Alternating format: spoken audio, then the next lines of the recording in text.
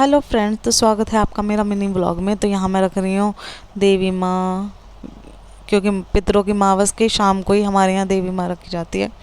तो मैंने शाम को ही देवी माँ रख दी थी। तो यहाँ ये है नेक्स्ट मॉर्निंग का नवरात्रे, पहली नवरात्रे का। तो यहाँ मैं बच्चों का लंच रेडी कर रही हूँ। मेरे दोनों बच्चों ने भी व्रत रखा था, बेटी ने भी और बेटा ने भी। तो दोनों को ये था कि हम क्या ले जाएंगे लंच में। तो उनको ये था कि मतलब आप कुछ भी रख देना, देख लेना। मैंने पकौड़ी का ऑप्शन दिया था बट वो दोनों नहीं माने। तो मैंने आलू उबाल के एक के लिए आलू फ्राई कर दिए थे और एक के लिए फ्रेंच फ्राइज़ बना दिए थे। फिर यहाँ बन रही थी चाय। मैंने दूध पे से उतार ली मलाई, क्योंकि दूध पे मलाई मैं उतार के इकट्ठी कर लेती हूँ। यहाँ मैंने दूध डाल दिया चाय में। तो बेटी का तो लंच ये हो गया रेडी, पहले उसका ही बनाया था।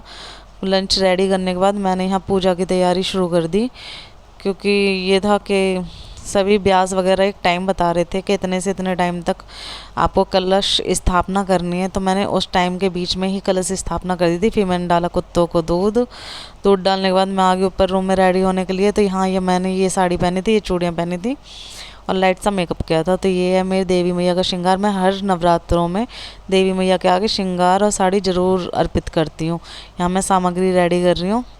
यहाँ मैं अपनी डेली वेज की पूजा कर रही हूँ, जो मैं डेली वेज में करती हूँ अपनी पूजा अपने भगवान जी की।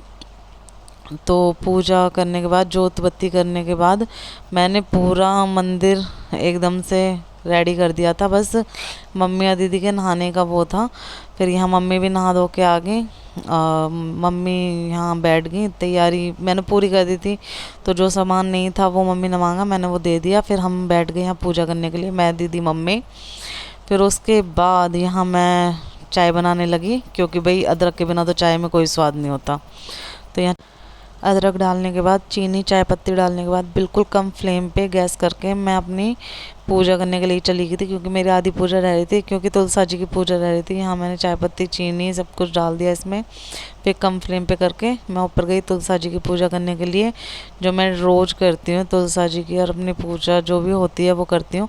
यहाँ तुलसा जी की पूजा करने के बाद, सारी सामग्री अर्पित करने के बाद, मैंने लगाया तुलसा जी का तिलक, क्योंकि मान्यता है कि तुलसा जी की मिट्टी आँखों पे और माथे पे ज़रूर लगानी चाहिए, जो मैंने अपने बड़े बूढ़ों से सुना है। यहाँ जोत बत्ती करने के बाद, तुलसा जी की पूजा आरती करने के बाद, मैंने तुलसा जी को चुन्नी अर्पित की, क्योंकि मैं तुलसा जी पे चुन्नी नहीं थी। ये मुझे कल ही याद आया, पहले तो थी, बीच में तुलसा जी सूख गई थी, तो फिर अब याद नहीं रहा।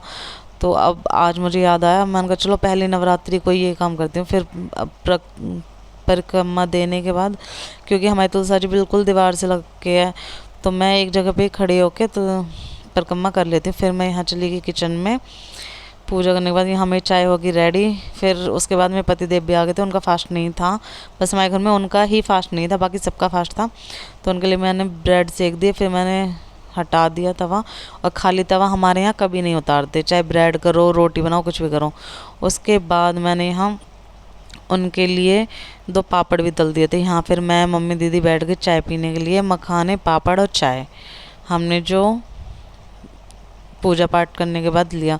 उसके बाद थोड़े से बर्तन थे, आंटी अपना काम करके चली गई थी।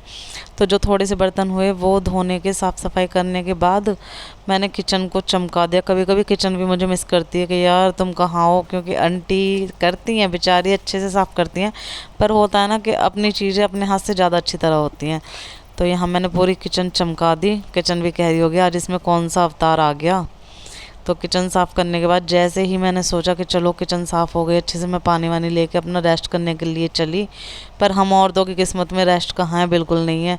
तो मेरे बच्चों के आने का टाइम हो गया था, पापा भी घर पे ही थे। तो मैंने बच्चों के लिए, पापा के लिए पकौड़ियाँ बना दी थी, क्योंकि भाई देखो बड़े बूढ़े हैं, ज़रूरी नहीं है, भगवान नहीं कहते भूखे रहो, बच्चे भी हैं, बड़े बूढ़े हैं। तो उन सब के लिए मैंने पकौड़ियाँ बना दी थी। उसके बाद हो गया शाम का टाइम, बज गए थे 4, साढ़े 4, पकौड़ियों में सबको खिलाने करने में। फिर मैं लग गई शाम के खाने में। यहाँ मैंने लगा लिया कोटू का आटा। यहाँ होगी मेरी सारी तैयारी।